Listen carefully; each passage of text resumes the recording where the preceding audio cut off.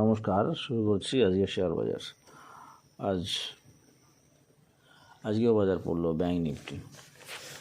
কাল বলেছিলাম যে পড়ার জায়গাটা এখনও বাকি আছে, ঠিক যতটুকু করার কথা ছিল ঠিক সেরকমই পড়েছে। তবে এখানে একটা ব্যাপার, আরেকটু পড়তে পারে, আরেকটু নিচে আসার সম্ভাবনা আছে। সেটা হয়তো আরেকটু নিচে আসার সম্ভাবনা আছে। সেটা সম্ভবত এরকম জায়গাও হতে পারে 46,484।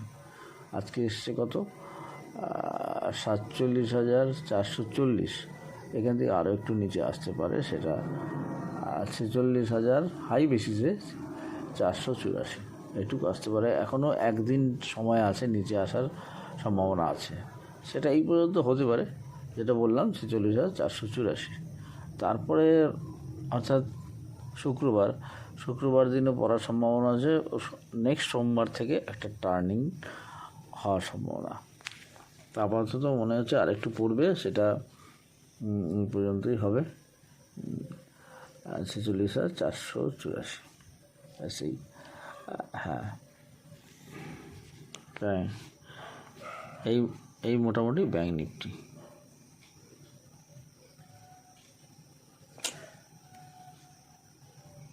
নিফটিও আজকে পড়েছে। এই পড়াটা অবশ্য নিফটিরও পড়াটা কন্টিনিউ করলো আজকে, এবং তবে এই কন্টিনিউশনটা আর একটু হতে পারে কিনা দেখছি। নিফটিও পড়লো আজকে করেছে 21,932।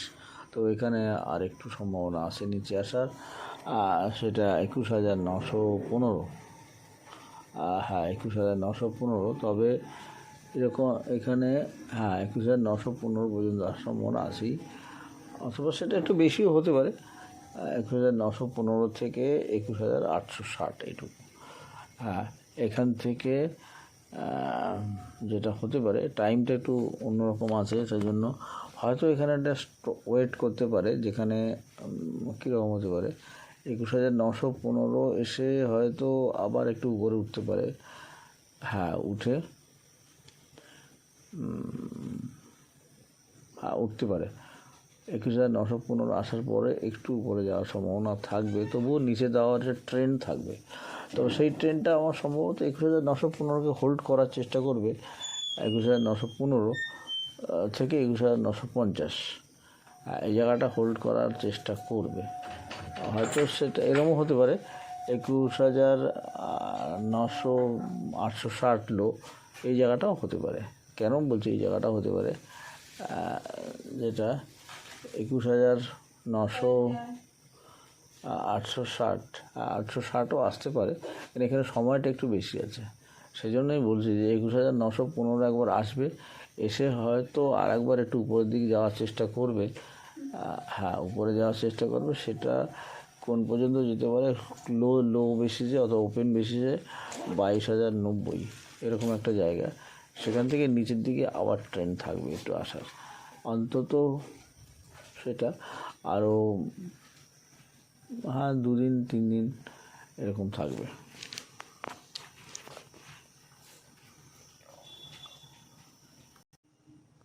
তবে 21,915 স্ট্রং সাপোর্ট নেওয়ার চেষ্টা করবে।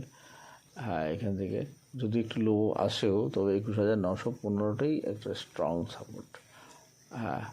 এখান থেকে 21,915 আসার পরে একটু উপরে ওঠার চেষ্টা করবে। তবে এই ওঠাটা যে উঠে যাবে তা না, যেটা আগে বলেছি আর একটু নিচে আসার সম্ভাবনা আছে। সেটা আছে। সেই নিচে আসাটা সম্ভবত এরকম জায়গা হতে পারে 21,777, মানে 850 যেটা বলেছি, সেই জায়গাটাকেও ব্রেক করতে পারে। হয়তো 21,915 এসে উপরে উঠে যাওয়ার সম্ভাবনা একটু থাকবে, অথবা আর একটু লো করলেও করতে পারে। এখান থেকে উপরে যাবে, উপরে যাওয়ার পরে আর একবার নিচে আসার সম্ভাবনা থাকবে। সেখানে হয়তো 21,777 বা এসব জায়গা আসার সম্ভাবনা হওয়াটাই স্বাভাবিক। এরকমই। এখানে একটু বাজারে একটু কারেকশান হবে, যেহেতু এখনই মার্কেটটা উঠে যাওয়ার সম্ভাবনা কম, একটু হোল্ড করতে হবে, সেই জন্যই এখানে একটা সময়টা বেশি নেবে।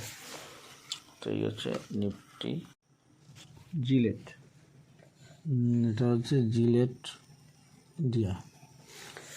ইন্ডিয়া, খুব ভালো লাগছে, পুরো স্ট্রং, এবং এটা এখান থেকে উঠে যাওয়ার সম্ভাবনা আছে, প্রবাবিলিটি বেশি আছে, এবং রেজাল্ট যাই হোক, রেজাল্টের উপর নির্ভর করবে না সম্ভবত।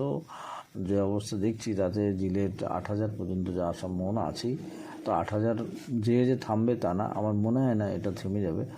8,000 যাওয়ার পরে এটা এখান থেকে আরও কন্টিনিউশন করার সম্ভাবনা অবশ্যই আছে। আর জিলেট ইন্ডিয়া, যেটা আমার কাছে খুব ভালো লাগছে, অনেক দিন পর দেখছে স্টকটা। জিলেট খুবই ভালো একটা প্যাটার্ন ফরমেশন, চার্ট ফরমেশন যা হয়েছে, এবং সেই সঙ্গে সঙ্গে ভলিউম যেটা হয়েছে সেটা খুব অ্যাট্রাকটিভ এবং পজিটিভ ভলিউম হয়েছে। এবং এই পজিটিভ ভলিউমে যা হয়েছে তাতে আমার মনে হয় এখান থেকে অনেকটা দূর যাবে, অনেকটা দূর। এটা ফার্স্ট টার্গেটটাই হবে 8,100। এই জায়গাটা ক্রস করার পরে নেক্সট টার্গেটটাই শুরু হবে, আর নেক্সট টার্গেট হবে প্রায় 10,000-এর কাছাকাছি। এটা যাবে, আমার মনে হচ্ছে যাবে, হ্যাঁ সেরকমই মনে হচ্ছে।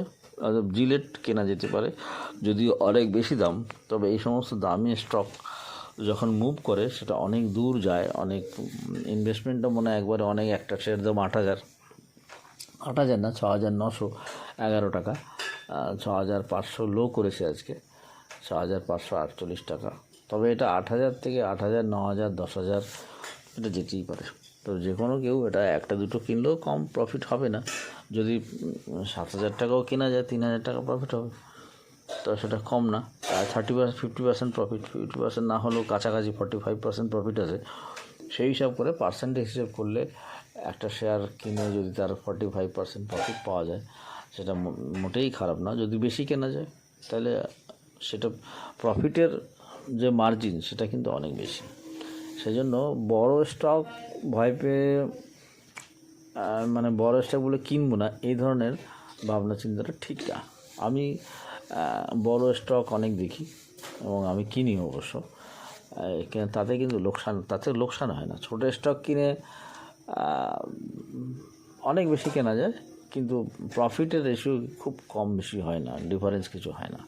সেজন্য যেহেতু আমরা বড় স্টক কেনার আগে ভাবি, অনেক রকম ভাবনা চিন্তা করি যে এটাই নিচে চলে আসে, কিন্তু এটা যদি ঠিকভাবে কেনা যায়, এখন যে অবস্থা আছে তাতে আমার মনে হয় জিলেট কিনলে পরে লাভ হবে। জিলেট কিনলে ধরে রাখলে পরে 8,000, 9,000, 9,500, 10,000 পেয়ে যেতে পারে। সেই জন্য আজকে জিলেটটাই বলছি। তো আশা করি আমার বলার অর্থটা বুঝতে পারবেন আপনারা, এবং কেনার চেষ্টা করলে ভালো হবে আগামী দিনের জন্য। তো আজকে জিলেট বলেই শেষ করছি। Thank you viewers.